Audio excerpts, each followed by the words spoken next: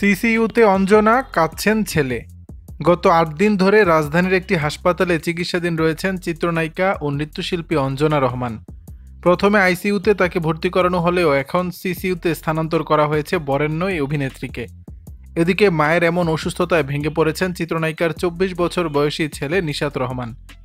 জন্মের পর আম্মুকে এভাবে হাসপাতালে দেখিনি, কোনোদিন যে অসুস্থ হয়েছে এটাও মনে পড়ছে না। সোমবার ৩০ ডিসেম্বর কাঁদতে কাঁদতে দেশের এক গণমাধ্যমে এভাবেই বলছিলেন নিশাত। তিনি বলেন, ৮ দিন ধরে আম্মু হাসপাতালে ভর্তি, কিন্তু গত ১৫ দিন ধরেই ভীষণ অসুস্থ তিনি। শুরুতে জ্বর ছিল, সারা শরীর কেঁপে জ্বর আসতো, এরপর আবার জ্বর চলে যেত।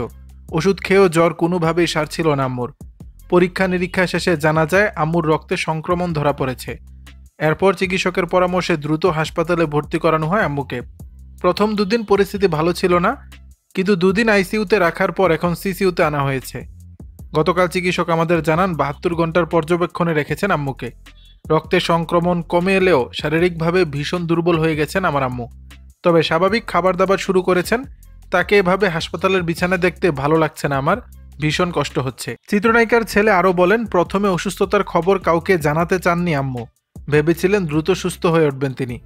অযথা নিজের অসুস্থতার কথা জানিয়ে কাউকে দুশ্চিন্তায় ফেলতে চাননি, কিন্তু এতদিন ধরে তো তার মতো শিল্পীর অসুস্থতার কথা লুকিয়ে রাখা যায় না। দর্শক, বিষয়টি নিয়ে আপনাদের মতামত জানাবেন নিচের কমেন্ট বক্সে।